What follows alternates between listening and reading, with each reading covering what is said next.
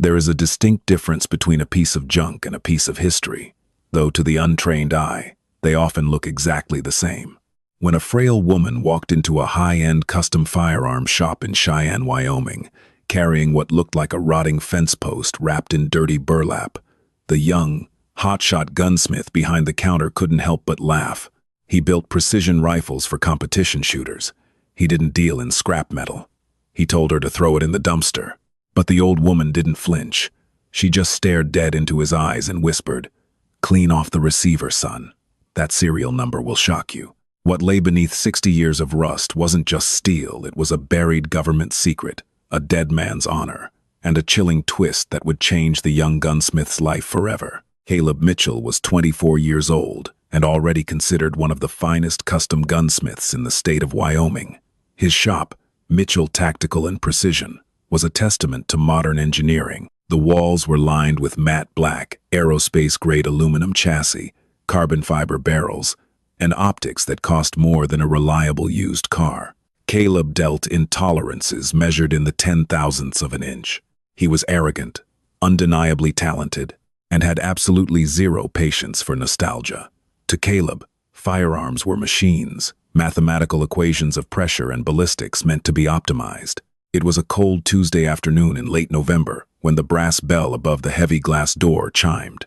Caleb didn't look up from his workbench, his eyes glued to the magnification loupe as he polished the sear engagement of a custom trigger group. "Be right with you," Caleb muttered, wiping a streak of synthetic oil from his forehead. "Take your time, young man.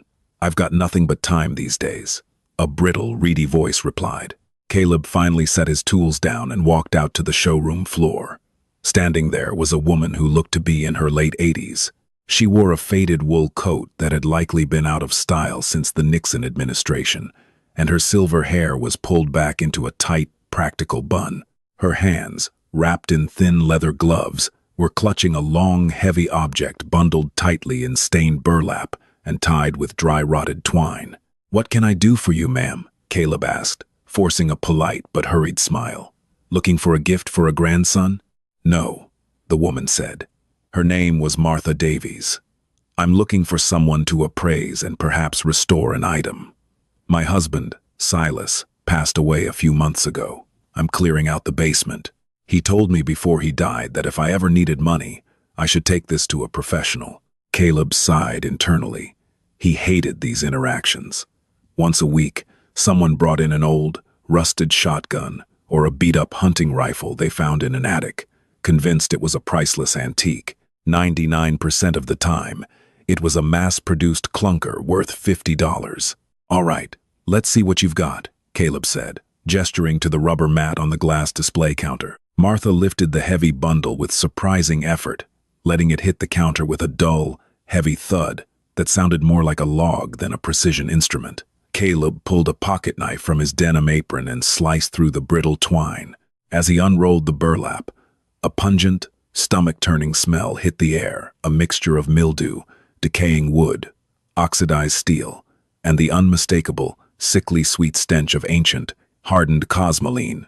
When the final layer of fabric fell away, Caleb couldn't stop the bark of laughter that escaped his throat. Laying on the mat was a Springfield M1000 903 bolt-action rifle, or, at least, what was left of one. The walnut stock was completely black with age, gouged, splintered, and seemingly rotting from the inside out. The metal was a disaster. There wasn't a speck of original bluing left. The entire barrel and receiver were caked in a thick, scaly crust of orange and brown rust. The bolt was fused shut, welded by decades of neglect and moisture. It looked like it had been buried in a swamp, dug up, and left in a damp cellar for 50 years. "Ma'am," Caleb chuckled, wiping his hands on a rag just from being near it. "I don't know who told your husband this was valuable, but they were pulling his leg. This isn't a firearm anymore. This is a tomato stake. It's a wall hanger for a dive bar." Martha didn't blink. Her pale blue eyes remained fixed on Caleb. "Silas said it was important." "Silas was mistaken," Caleb said, his tone turning a bit patronizing. "Look at this. The pitting on the barrel is so deep it's unsafe to ever fire again. The action is seized solid. If I try to put a wrench on this bolt, the handle will snap right off. Even if it is an original Springfield, in this condition, I couldn't give you more than $40 for it, and that's just for the scrap metal, and maybe the butt plate. I didn't ask you to buy it for $40, Martha said, her voice dropping a fraction of an octave, carrying a sudden, steely weight that caught Caleb off guard. I asked you to appraise it. I just did, Caleb smirked, leaning against the counter. It's junk. I'm sorry for your loss, ma'am. I really am. But you carried a heavy piece of scrap iron all the way down here for nothing. Martha reached a gloved hand out and rested it gently on the rotted wood of the stock. My husband was a quiet man. He worked at the rail yard in Cheyenne for 42 years. He never lied. He never exaggerated. And on his deathbed, he made me promise not to let some arrogant kid cheat me out of what this rifle represents. Caleb's smile vanished. The insult stung, mostly because it was delivered with such calm precision. Ma'am, I'm not cheating you. I'm telling you the reality of metallurgy and antique firearms. Then humor a grieving widow, Martha said, pulling a $20 bill from her purse and slapping it on the glass. Take a brass brush and some solvent. Clean off the top of the receiver, just enough so you can read the serial number. That's all I ask. If it's just a piece of scrap iron, I'll take my trash and leave. Caleb looked at the $20 bill, then at the ruined rifle, and finally at Martha. He was annoyed, but his pride as a tradesman was piqued. He wanted to prove her wrong, to show her that no magical serial number was going to reverse half a century of deep iron oxide. Keep your money, Caleb said curtly. He grabbed the rifle by the forend, surprised by how dense and heavy the rotting wood still felt. Give me 10 minutes. I'll get the rust off the receiver. But when I come back and tell you it's a standard issue, run-of-the-mill infantry rifle from 1918, you're taking it out of my shop. Deal, Martha said softly, crossing her arms. Caleb carried the heavy, rusted relic into the back room, laying it on his primary workbench under the glaring fluorescent lights. Up close, the damage was even worse than it appeared on the showroom floor. The rust wasn't just surface bloom. It was deeply ingrained, pitting the steel in microscopic craters.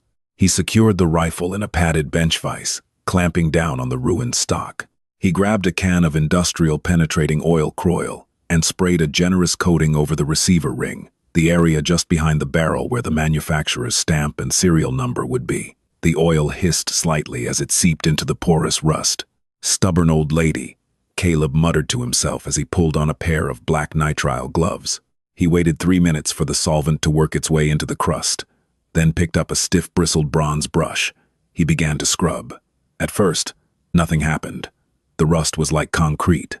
He applied more pressure, his arm muscles flexing as he ground the bronze bristles against the steel.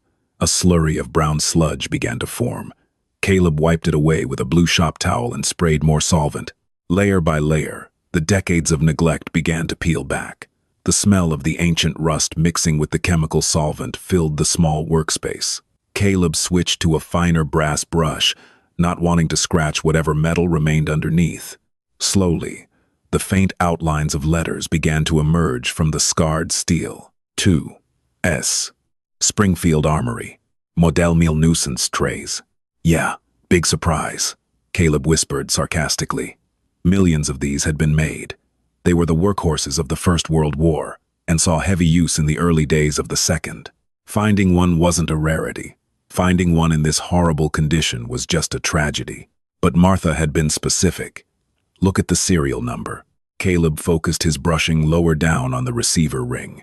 He sprayed a direct blast of solvent and scrubbed vigorously. The sludge wiped away, revealing a surprisingly clean patch of dark, hardened steel right where the numbers were stamped. He grabbed his magnifying loupe, leaning over the workbench. The number began to take shape. 410. Caleb stopped brushing. He frowned. He wiped the metal again, making absolutely sure there was no grit obscuring the digits. He looked through the loupe again. 4101934. A strange coldness washed over Caleb's neck. He stepped back from the workbench, his heart giving a weird, erratic thump against his ribs. He wasn't a historian, but his grandfather had been a master armorer, and Caleb had grown up surrounded by massive, dusty reference tomes detailing the production histories of American military firearms. Certain numbers, certain production blocks, were drilled into his head during late-night lectures in his grandfather's garage. The Springfield M1903 had a notoriously complex production history. Millions were made. But the 4100000 serial block was different. Caleb walked over to a metal filing cabinet in the corner of his shop. He pulled open the bottom drawer and dug past stacks of modern blueprints until he found a heavy, leather-bound book, The Springfield 1903 Rifles by Lieutenant Colonel William S. Brophy. It was the Bible of military firearm appraisers. He hauled the heavy book onto his desk and flipped frantically through the glossy pages, scanning the appendices for serial number production blocks. His finger traced down the columns of numbers. He found the section for late production rifles, specifically those manufactured during the desperate early years of World War II, when Remington had taken over production. But this wasn't a Remington stamp. This was Springfield. Caleb's finger stopped. He read the paragraph associated with the block 4101900 to 4102000. His breath hitched in his throat. According to the official Ordnance Department records, that specific block of 100 serial numbers did not technically exist in standard infantry distribution. They were pulled from the assembly line in 1942.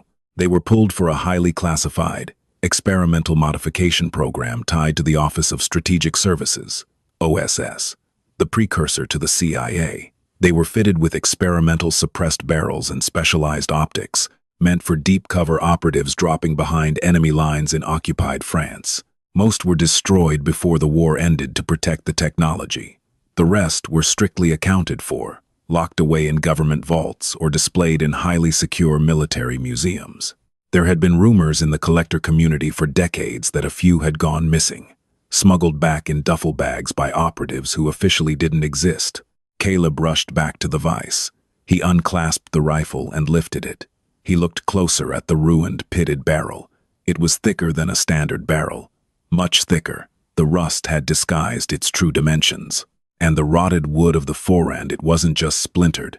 It had been custom routed to accommodate the wider girth of an integrated silencer. He was holding an OSS Hush Puppy Springfield. Even in this abysmal, ruined condition, the receiver alone was a holy grail of military collecting. It belonged in the Smithsonian. To a private, high-end collector, this rusted tomato steak was easily worth $50,000 to $80,000. Caleb swallowed hard, his throat dry. He looked toward the door leading back to the showroom. Martha Davies was waiting out there. Silas Davies, the quiet rail yard mechanic, was her husband. Who the hell was Silas Davies? Caleb walked back into the showroom. He moved slower now, the heavy, rusted rifle cradled in his hands not like a piece of junk, but like a volatile explosive. The cocky swagger he had possessed 20 minutes ago was entirely gone, replaced by a pale, wide-eyed look of absolute bewilderment. Martha was standing exactly where he had left her, her posture perfectly straight, her gloved hands clasped in front of her. She watched his face intently as he approached the glass counter. She didn't look triumphant. She just looked deeply, profoundly tired. Caleb gently, almost reverently, laid the rifle back down on the rubber mat. He didn't speak for a long moment. He just stared at the old woman. "You found the numbers," Martha said quietly. It wasn't a question. "I found them," Caleb managed to say, his voice cracking slightly. He cleared his throat. "Ma'am, Martha, do you have any idea what this is?" "I know exactly what it is," she replied. "It's a Springfield 1903, serial number 4101934. It's not just a Springfield," Caleb insisted, leaning forward, his voice a hushed whisper as if afraid someone might overhear them. "This serial block, it's restricted. It's undocumented in standard military logistics. This was a custom-modified weapon for the OSS.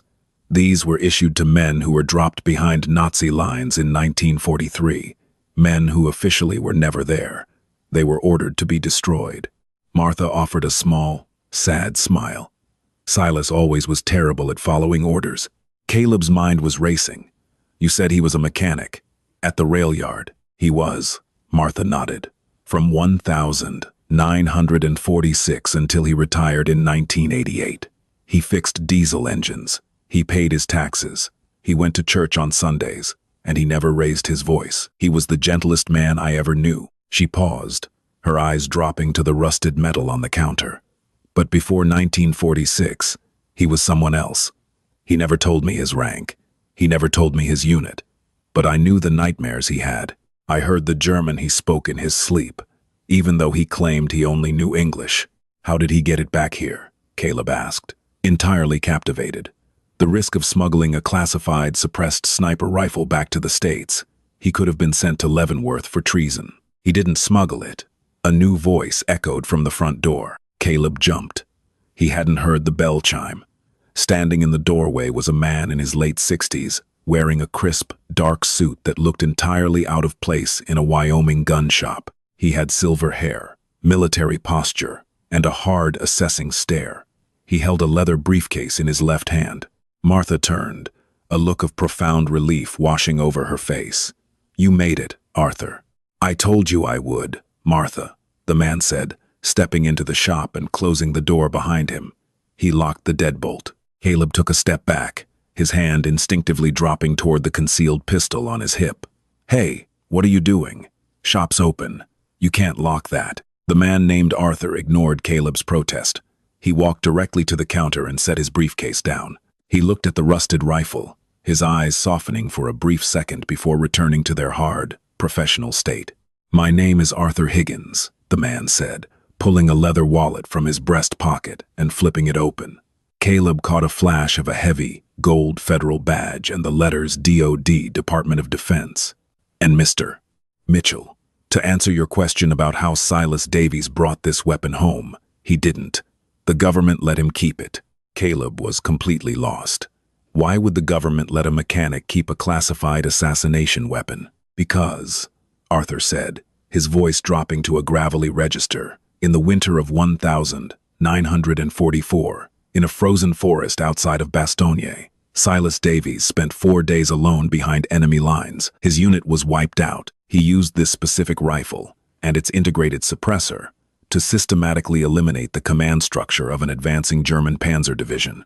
He caused so much chaos, so much silent death, that the German commanders believed they were surrounded by a regiment of ghost snipers.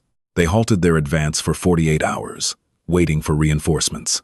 Arthur reached out and ran a finger along the pitted receiver. That 48-hour delay allowed General Patton's Third Army to break the siege of Bastogne. Silas Davies saved thousands of American lives. When they finally found him, he was half frozen, out of ammunition, and refusing to let go of this rifle. Caleb stared at the rusted wood and steel. The smell of the old Cosmoline suddenly didn't smell like decay anymore. It smelled like history. It smelled like survival. "They couldn't give him a Medal of Honor," Martha said quietly, a tear finally slipping down her wrinkled cheek. "Because officially, the mission he was on before Bastogne never happened. His commanding officers didn't exist on paper. So, a very high-ranking General, Arthur's grandfather, actually pulled Silas aside before he was discharged. My grandfather signed a piece of paper," Arthur finished. "It classified the rifle as destroyed in combat." He handed the weapon back to Silas in a burlap sack and told him to take it home, hide it, and never speak of it. It was the only reward a shadow could be given. Caleb felt a profound weight settle in his stomach. He remembered his arrogant laughter just 20 minutes prior. He remembered calling it a tomato steak. Shame, hot and sharp, burned the back of his neck. Then, "Why bring it here?" Caleb asked, looking between Martha and Arthur. "Why now?" "Because Silas is gone," Martha said softly, "and he made me promise that when he passed, the rifle wouldn't just sit in a dark basement rotting away. He wanted the rust removed. He wanted the story preserved, even if the world couldn't know his name. I track historical artifacts for the Defense POW, MIA accounting agency, among other things," Arthur said, opening his briefcase. Inside were stacks of thick, manila folders and a specialized padded gun case. "Martha called me when Silas passed. But to legally transfer this weapon back into a historical archive, it needs to be authenticated by a licensed third-party gunsmith. It needs a paper trail confirming the serial number hasn't been altered." Arthur pulled a document from the briefcase and slid it across the glass counter toward Caleb. It was an official federal appraisal form. "You laughed at her, son," Arthur said, his eyes locking onto Caleb's. "I can't say I blame you. It looks like hell. But you also had the skill to uncover the truth without destroying the metal. So, here is the real test. You're going to fill out this form. You are going to log the appraisal of a Class 3 historical artifact." Caleb picked up a pen. His hand was shaking slightly. "What do I put for the value?" Arthur smiled, a grim, humorless expression. "Put down $1, because you can't put a price tag on a ghost." Caleb signed his name, officially documenting the existence of a weapon that history had tried to bury. He watched as Arthur carefully, almost tenderly, lifted the rusted Springfield and placed it into the padded case. The heavy latches clicked shut, sealing the ghost of the Ardennes away once more. Martha turned to leave, her burden finally lifted. "Ma'am," Caleb called out, his voice thick with emotion. Martha paused at the door. I'm sorry," I laughed. "And I am incredibly honored to have held your husband's rifle." Martha offered a warm, genuine smile. "Don't apologize, Caleb. Silas always said the best secrets are the ones hidden in plain sight, looking like garbage." For 3 days after Arthur Higgins walked out of the shop with the rusted Springfield, Caleb Mitchell couldn't sleep. The modern, precision-engineered rifles hanging on his walls, weapons he had poured his soul into, suddenly looked like sterile, soulless toys. They had never seen a frozen, blood-soaked forest. They had never stopped a panzer division. He found himself standing at his workbench at 2 in the morning, staring at the empty patch of rubber mat where the relic had rested. The pungent ghost of ancient cosmoline and rust still hung faintly in the air. Something was gnawing at the edges of Caleb's mind. It was a sensory memory, a tiny detail from the moment he had clamped the rotting walnut stalk into his padded vise. When the heavy jaws of the vise had compressed against the wood, Caleb had heard a sound. It wasn't the cracking of dry rot. It was a dull, metallic clink, a subtle shifting of weight inside the buttstock. At the time, he had dismissed it as a broken cleaning kit rattling inside the stock's trapdoor compartment, a standard feature on military rifles of that era. But the OSS Hush Puppy didn't have a standard stock. The trapdoor was usually sealed or removed to accommodate internal modifications for the suppressor's expansion chamber. Caleb couldn't shake the feeling that he had missed something. Silas Davies had kept that rifle hidden for over 60 years. He had let it rust into oblivion. Why would a master mechanic, a man who spent his life maintaining complex diesel engines, allow a piece of precision machinery to degrade so horribly? Unless the rust itself was the camouflage. Unless the rifle was never meant to be fired again, but was instead serving as a vault. On Thursday morning, Caleb flipped the closed sign on his shop door. He climbed into his truck and drove across Cheyenne to the address Martha Davies had left on the appraisal intake form. It was a modest, single-story ranch house on a quiet, tree-lined street. The paint was peeling slightly around the eaves, but the lawn was immaculately manicured. Caleb knocked on the front door, feeling a sudden wave of intrusion. He was a gunsmith, not a detective. But the ghost of Silas Davies was pulling him in. Martha opened the door. She looked surprised, but not displeased to see him. She was wearing a thick cardigan and held a steaming mug of tea. "Caleb," she said, her frail voice carrying a note of curiosity.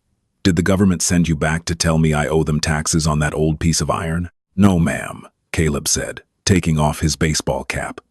"Arthur Higgins and the DOD have the rifle safely secured. I'm here because I think I made a mistake."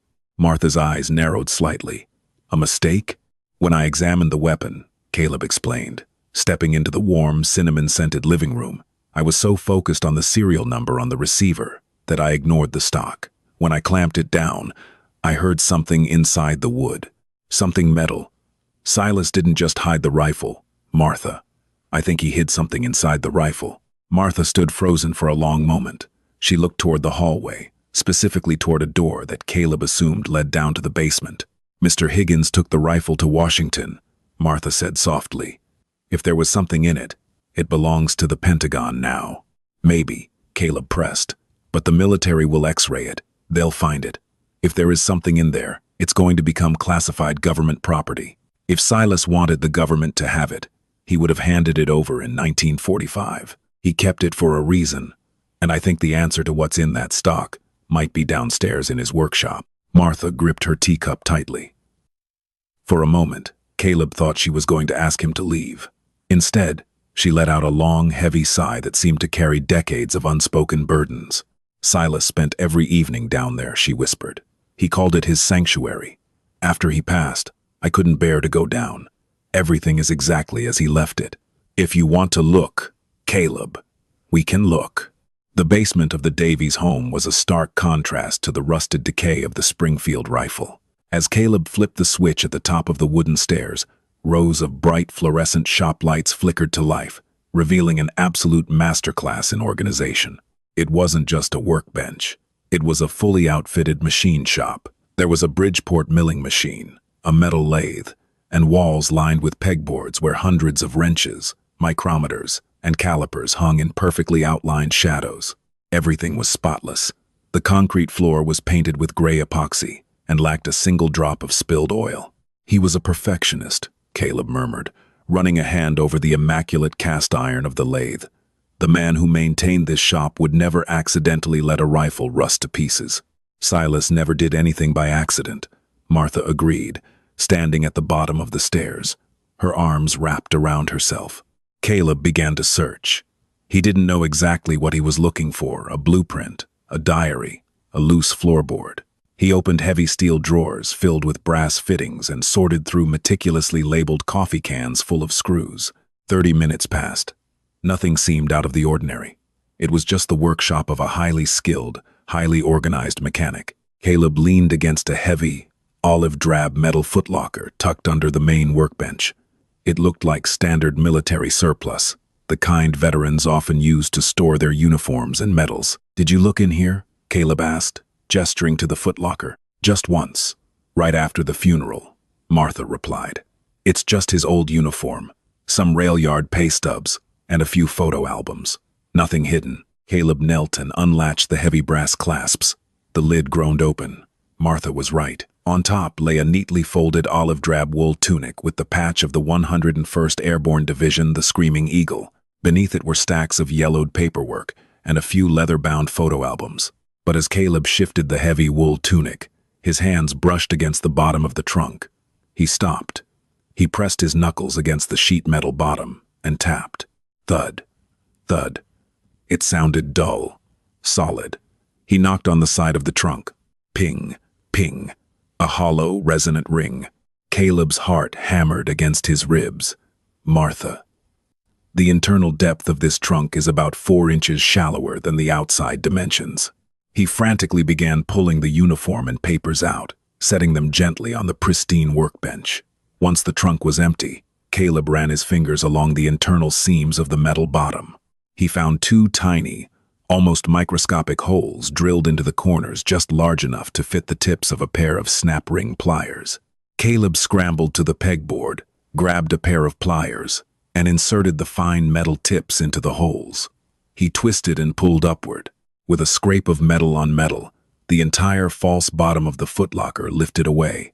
Martha gasped, taking a step back. Lying in the hidden compartment was not a diary, nor a map. It was a pristine, meticulously oiled leather holster containing a German Luger P8 pistol. Beside the pistol lay a heavy, canvas-wrapped ledger and a small velvet jewelry box. Caleb carefully lifted the ledger. It was dense. He opened the velvet box. Inside rested a single heavy silver coin. It wasn't currency. It was a heavily tarnished SS Totenkopfring, a death's head ring, awarded only to elite officers of the Nazi Schutzstaffel. The inside of the band was engraved with a name, Obersturmbannführer Heinrich Weber. "Dear God," Martha whispered, staring at the skull insignia on the ring. "What is that?" Caleb set the ring down, his hands trembling slightly.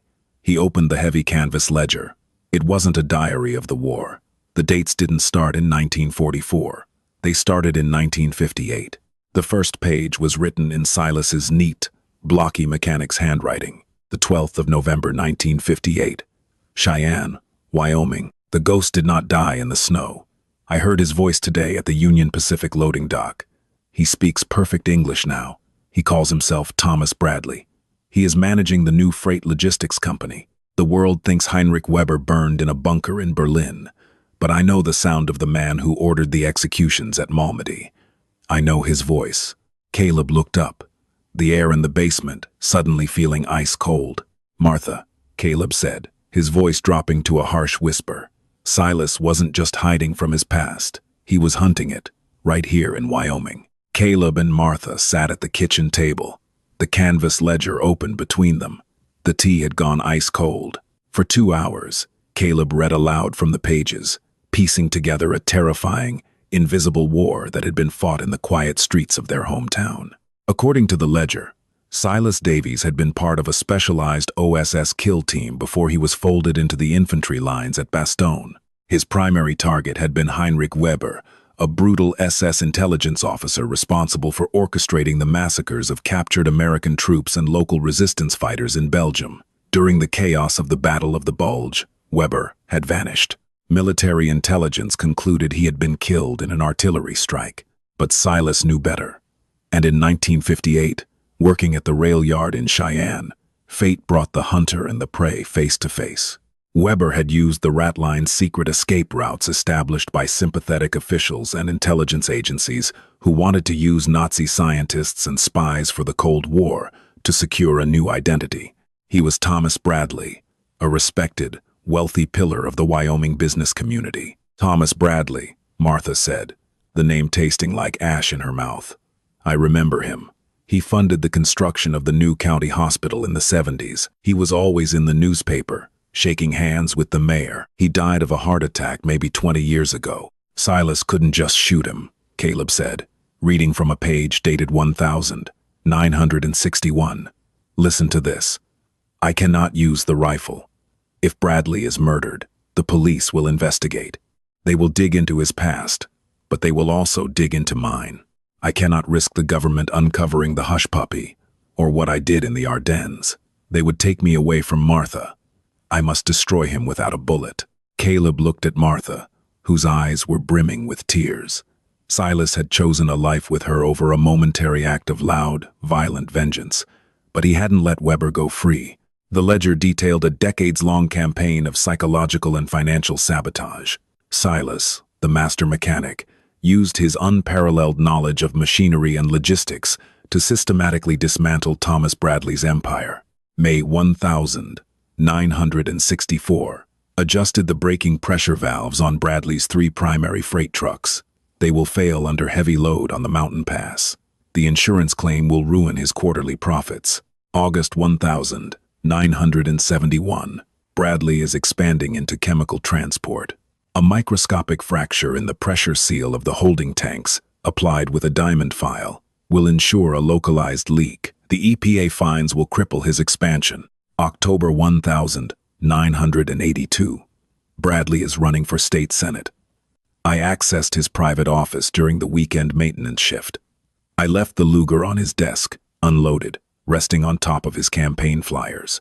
"Let him know the ghost is in the room." "He drove him mad," Caleb whispered in awe. "Silas didn't kill him physically. He bled him dry. He destroyed his businesses, ruined his political ambitions, and made him live in a state of constant, paranoid terror." Caleb flipped to the very last page of the ledger.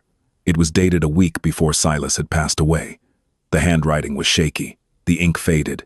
Bradley's heart finally gave out in 98. But the money he stole, the blood money from Europe, was hidden. He converted it to bearer bonds. He hid them from the IRS, from his family, from everyone. But I watched him. I watched him hide the safety deposit box key. I took it. I hollowed out the stock of the Springfield. I put the key inside, behind the steel butt plate. I let the rifle rust so no thief would ever want it. If Martha ever needs help, she will take it to a gunsmith, someone smart enough to clean the steel, but honest enough not to steal it. Caleb slammed the ledger shut, the sound echoing like a gunshot in the quiet kitchen. He stared at Martha. The phantom rattle, the metallic clink he had heard in the vise. It wasn't a broken cleaning rod. It was the key to a dead Nazi's hidden fortune, secured inside the rotting stock of the very weapon meant to kill him. "Arthur Higgins took the rifle," Caleb said, panic rising in his chest. "Martha, The DOD is going to put that rifle in a secure vault in Washington, D.C. They're going to log it as an artifact. They might never open the butt plate. Martha slowly reached across the table and placed her frail, wrinkled hand over Caleb's. She wasn't panicking.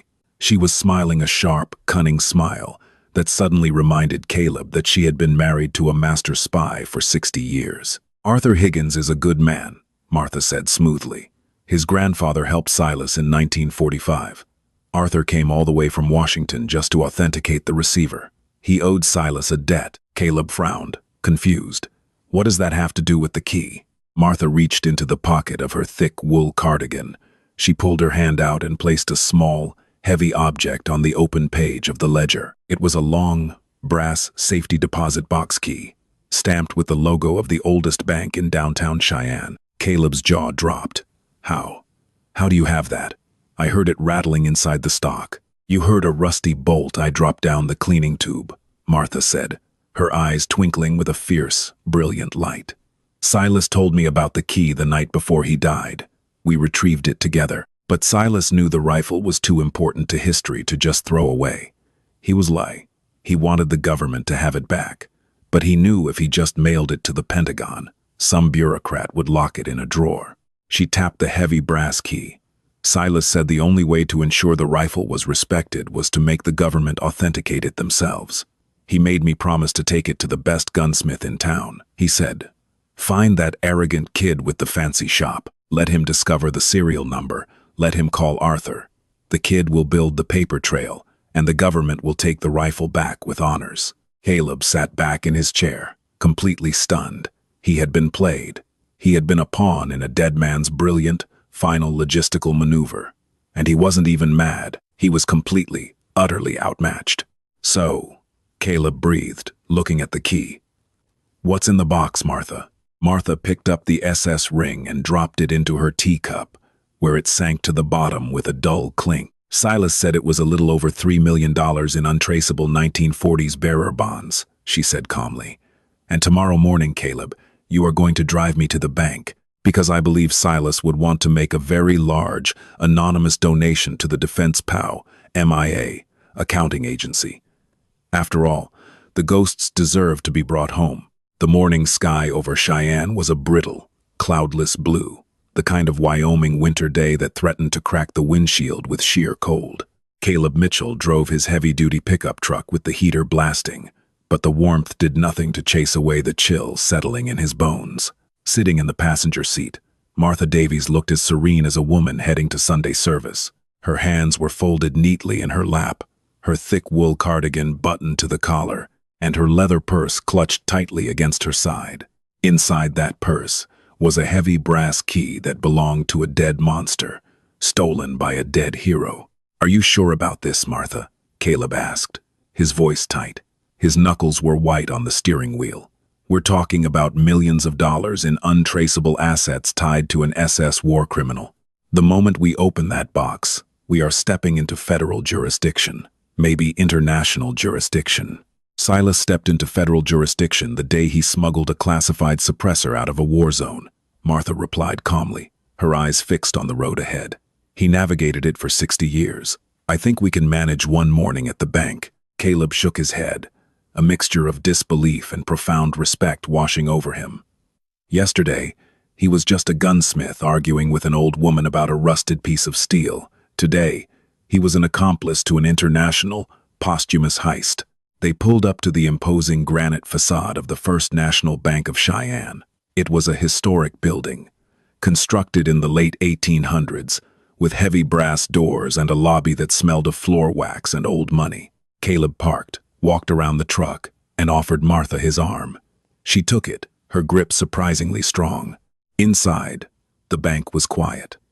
Caleb walked Martha up to the heavy mahogany desk of the branch manager, a balding, sharply dressed man named Richard Sterling. "Mrs. Davies," Richard smiled, standing up and adjusting his wire-rimmed glasses. "It's a pleasure to see you. My condolences again regarding Silas. He was a good man. How can First National help you today?" "Thank you, Richard," Martha said smoothly. "I am here to access a safe deposit box. It belonged to an old business associate of my husband's, Thomas Bradley. Silas was named the executor of this specific asset upon Mr. Bradley's passing, but the key was misplaced until yesterday. Richard's brow furrowed. Thomas Bradley? The logistics magnate? He passed away over 20 years ago, Mrs. Davies. His estate was settled a long time ago. His public estate was settled, Martha corrected, her tone leaving no room for argument. She reached into her purse and placed the heavy brass key on the polished mahogany.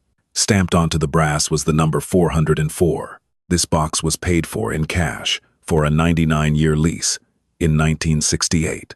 I believe you will find it in your subterranean vault. Richard looked at the key, then typed rapidly on his computer terminal. As he read the screen, his complexion paled slightly. Well, it appears you are correct.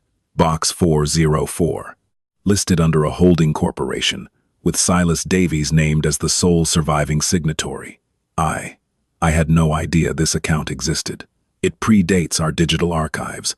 I had to pull it from the legacy mainframe. Take us down, Richard, Martha said. Caleb felt his heart hammering against his ribs as they followed the manager down a spiral marble staircase into the basement of the bank. They approached a massive, circular steel vault door that looked like it belonged on a battleship.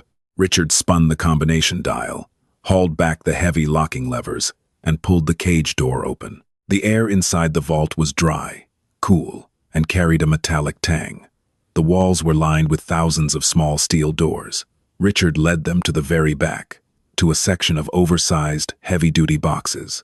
He stopped at box 404.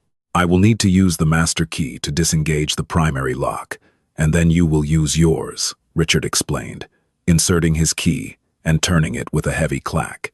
He stepped back. Bank policy dictates I leave you in private. There is a viewing room right through that door. Thank you, Richard, Martha said.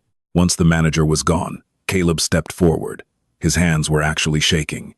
He took the heavy brass key from Martha, inserted it into the secondary slot, and turned. The lock disengaged with a solid, definitive thud. Caleb grabbed the handle and pulled. The steel drawer was roughly 2 feet deep and a foot wide. It was incredibly heavy. Caleb hauled it out and carried it into the private viewing room, setting it down on the fluorescent-lit table. Martha stood beside him. Open it, Caleb, she whispered. He unlatched the lid and threw it back. Inside, there were no gold bars, no diamonds, no stacks of crisp $100 bills. Instead, the box was packed to the brim with stacks of thick, high-quality parchment paper, bundled tightly with dry-rotted rubber bands. Caleb reached in and pulled out the top stack. The paper was heavy, deeply engraved, and covered in intricate, filigreed borders. He read the heavy Gothic script at the top. Swiss Confederation, Caleb breathed, his eyes scanning the denominations. Bearer bonds, issued in 1943. Martha, these are for 50,000 Swiss francs, each. He dug deeper into the box. There were bundles of German industrial bonds, American Treasury certificates from the 1950s, and stock certificates for global shipping conglomerates. None of them had a name attached. A bearer bond is exactly what it sounds like. Whoever physically holds the paper owns the money. It was the ultimate, untraceable currency of the mid-20th century. Heinrich Weber was an intelligence officer, Martha said, staring at the stacks of paper. Silas always suspected Weber didn't just escape the war. He profited from it. He likely plundered local treasuries in Belgium and France, converting the gold into Swiss bearer bonds before the Reich collapsed. He used this blood money to build Thomas Bradley's empire in America. Caleb quickly did the math in his head, factoring in inflation and the sheer volume of the certificates in the box. Silas's estimate of $3 million was laughably conservative. Martha, Caleb said, his voice dropping to a harsh whisper, there has to be 10, maybe $15 million here. If you try to cash these, the IRS, the Treasury Department, the FBI, everyone will come down on you. I have no intention of cashing them, Caleb, Martha said, reaching out to touch the cold parchment. This money is stained with the blood of the people my husband tried to save in the Ardennes. It doesn't belong to me. Then what are we doing here? Martha reached into her purse again and pulled out a modern, sleek smartphone, a stark contrast to her vintage cardigan. We are going to make a phone call. She dialed a number from memory and put it on speakerphone. It rang twice before a gruff, professional voice answered. Arthur Higgins. Arthur, it's Martha Davies, she said, her voice echoing slightly in the small steel-walled viewing room. I trust the Springfield made it back to Washington securely? There was a pause on the line. It did, Martha. It's currently in a secure vault at the DOD. We are beginning the provenance paperwork today. Why are you calling? Because my husband didn't just leave you a rifle, Martha said, looking at Caleb. He left you a negotiation. Caleb and I are currently standing in a subterranean vault at First National in Cheyenne. We are looking at a safety deposit box filled with approximately $15 million in 1940s-era bearer bonds. They belong to Obersturmbannführer Heinrich Weber. The silence on the other end of the line was absolute. For 5 agonizing seconds, Caleb thought the call had dropped. Martha. Arthur finally spoke, his voice dangerously low, entirely stripped of its previous warmth. Do you have any idea what you are looking at? If those bonds are what you say they are, they represent stolen Nazi assets smuggled onto American soil. That is classified federal evidence. They represent Silas's final victory. Martha corrected sharply. He tracked Weber down. He destroyed him, and he secured the assets. Now, Arthur, you are going to get on a plane, and you are going to come back to Wyoming. We have a deal to make. The United States government does not make deals regarding stolen international assets, Martha. Then I suppose I will just take these bonds, walk upstairs, and hand them to a reporter from the Wall Street Journal, Martha countered without missing a beat. I'm sure they would love to run a front-page story about how the OSS allowed a high-ranking SS officer to settle in Wyoming, build a logistics empire, and rub shoulders with state senators while the federal government looked the other way. Caleb stared at Martha, his mouth slightly open. She was blackmailing the Department of Defense, and she was doing it flawlessly. Don't move, Arthur growled through the speaker. Do not leave that bank. I am dispatching a federal transport team from Denver right now. I will be in Cheyenne in 4 hours. Martha ended the call and slipped the phone back into her purse. She looked up at Caleb, offering a gentle, almost grandmotherly smile. Well, she said, I suppose we should get comfortable. 4 hours later, the quiet atmosphere of the First National Bank was shattered. The lobby was locked down. 3 black, unmarked SUVs sat idling on the curb outside, their flashing strobe lights reflecting off the granite pillars. Inside the vault, the air was suffocatingly tense. Arthur Higgins had returned, but he wasn't alone. Standing beside him was a tall, sharply dressed man in his 40s with cold, analytical eyes. He carried a leather briefcase and introduced himself as Harrison Croft, senior legal counsel for the Department of the Treasury. 2 heavily armed federal agents stood by the vault door. Croft was currently wearing white cotton gloves, carefully inspecting the Swiss bearer bonds under the harsh fluorescent light of the viewing room. Fascinating, Croft murmured, his tone entirely devoid of emotion. The serial numbers on these certificates matched the ledgers of the Swiss National Bank from 1943. These are part of the Ghost Train assets funds heavily suspected to have been laundered by SS intelligence officers right before the fall of Berlin. They have been missing for over half a century. Croft placed the bond back in the box and turned his cold gaze to Martha. Mrs. Davies, you are in possession of illicit, stolen funds. By law, these assets belong to the United States Treasury, to be held in trust or repatriated to European governments, pending an international tribunal. We are seizing this box immediately. You aren't seizing anything, Mr. Croft, Martha said, sitting straight-backed in a rigid metal chair. Caleb stood right behind her, his arms crossed, trying to look much more intimidating than he actually felt. You are accepting a donation. Croft offered a patronizing smile. You don't dictate terms to the federal government, ma'am. Your husband harbored a war criminal and withheld international assets. Frankly, if he were alive, I would be drafting an indictment for treason. Before Martha could respond, Caleb stepped forward. The arrogance that had defined him as a hotshot gunsmith had vanished, replaced by a fierce, protective loyalty to the legacy of a man he had never met. You draft an indictment, Croft, and I will personally drive Martha to every news station in the state, Caleb said, his voice booming in the small room. Silas Davies didn't harbor a war criminal. He eliminated him. He spent 60 years destroying Thomas Bradley's life while your vaunted intelligence agencies were busy giving former Nazis high-paying jobs to build rockets and run spy rings. Arthur Higgins held up a hand, silencing Croft before the lawyer could snap back. Arthur looked at Martha, his expression softening slightly. He recognized the tactical brilliance of what Silas had done. "What do you want, Martha?" Arthur asked quietly. "You didn't call me to get arrested. You called me to negotiate. Silas planned this." "I know he did." Martha nodded. She reached into her purse and pulled out the heavy canvas ledger they had found in the false bottom of the footlocker. She slid it across the table toward Arthur. "That is my husband's confession, his intelligence log, and the definitive proof of Thomas Bradley's true identity as Heinrich Weber," Martha said. "It is also proof of how the money was secured. Here are my terms, Arthur. First, the federal government will take quiet, immediate possession of these bonds. You will liquidate them through whatever shadow accounts you use."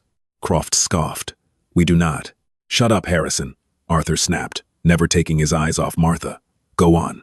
"Second," Martha continued, "every single dime of those liquidated funds will be anonymously funneled into the Defense POW, MIA, accounting agency.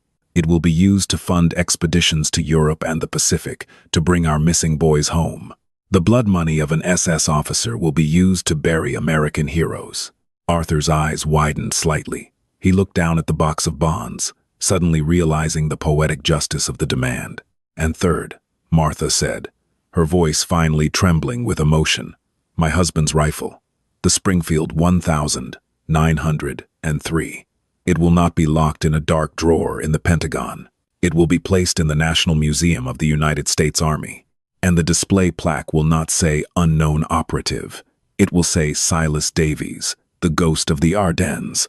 Croft shook his head furiously. "Impossible. The Hush Puppy program is still technically classified in its operational details.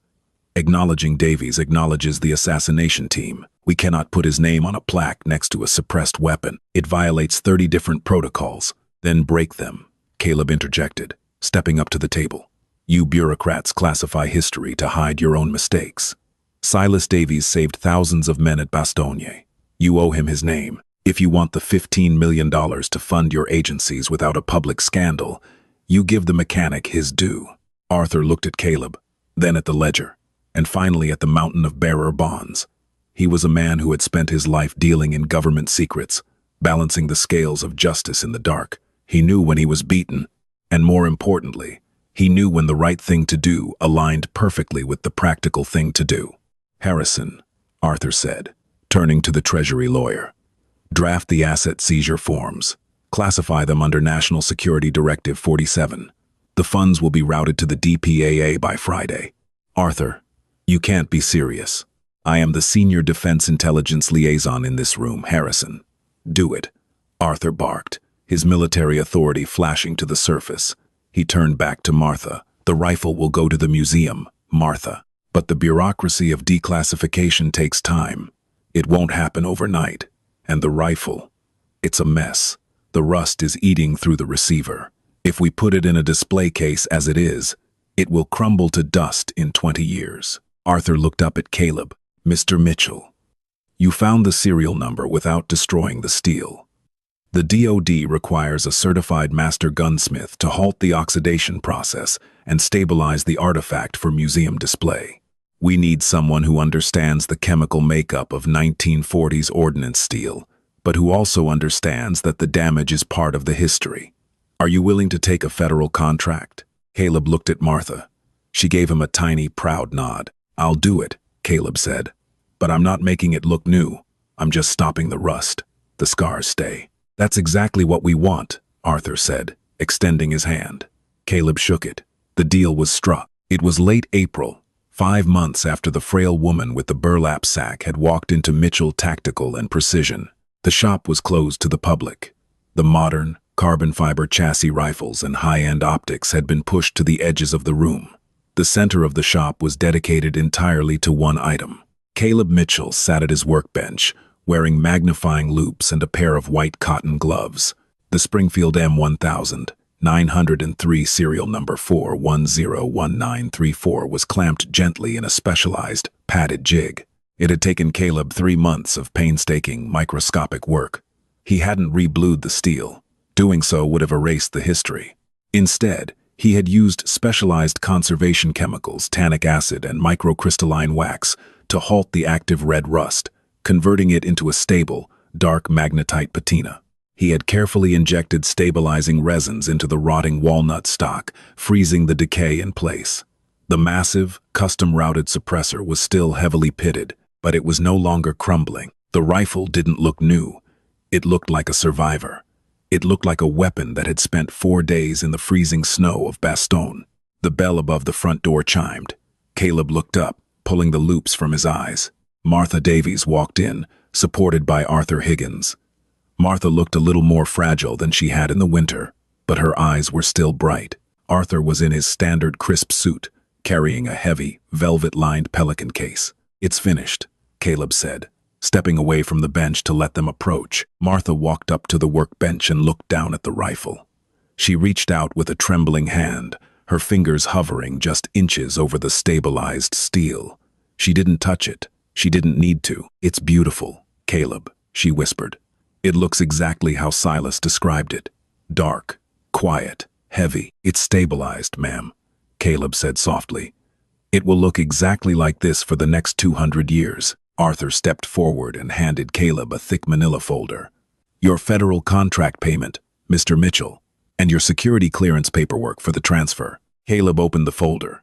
Inside was a government check for his services and a pristine, heavy stock photograph. It was a picture of a newly installed glass display case at the National Museum of the United States Army in Fort Belvoir, Virginia. Inside the case was an empty mount, waiting for the rifle. Below the mount was a solid bronze plaque. Caleb read the engraving out loud, his voice thick with emotion.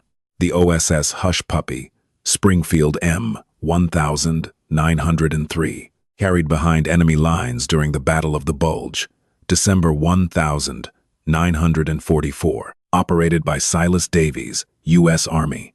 The Ghost of the Ardennes. He held the line in the dark, so others could live in the light." Martha closed her eyes, a single tear slipping down her cheek. Silas had been a man of the shadows, a mechanic who spent his life fixing broken things and hunting the monsters that history forgot. He had never asked for a medal. He had never asked for recognition. But thanks to his final, brilliant logistical puzzle, the world would know his name. Arthur gently placed the stabilized Springfield into the velvet-lined pelican case. He locked the latches with a definitive click. "We are flying to Washington tonight, Martha," Arthur said softly. "The museum director is waiting. The installation ceremony is tomorrow morning. Just us, the director, and the secretary of the Army. Would you like to carry the key to the case?" Martha nodded, accepting a small silver key from Arthur. She turned to Caleb and took both of his hands in hers. "You laughed at me when I brought this in, Caleb," she said, a teasing lilt returning to her voice. Caleb blushed, bowing his head slightly. "I was an arrogant kid, Martha. I thought I knew everything about guns. I thought they were just math and metal." "And now?" she asked. Caleb looked at the locked case. "Now I know that the metal doesn't matter. It's the ghost holding it that changes the world. Thank you for making me clean the serial number." Martha smiled, patted his cheek, and turned to leave with Arthur. Caleb stood in the quiet of his shop long after they were gone. He looked at the modern, perfect rifles on his wall. They were beautiful machines. But as he turned off the overhead lights, plunging the shop into darkness, he knew none of them would ever be as perfect as a rotting, rusted piece of scrap iron that had saved the world. Does the story of Silas Davies make you look at history differently? The truth is, the greatest heroes of our world rarely stand in the spotlight. They are the quiet mechanics, the silent operators, and the ghosts who hold the line when everyone else has fallen. If Silas's incredible 60-year mission and his brilliant final move left you breathless, please like this video and share it so the Ghost of the Ardennes is never forgotten again. We want to hear from you. What would you have done if you found a millions-dollar Nazi secret hidden in your basement? Tell us in the comments. To explore more thrilling, real-life mysteries, hidden artifacts, and untold historical legends, make sure you subscribe and hit that notification bell. We'll see you next time as we dig up the secrets history tried to bury.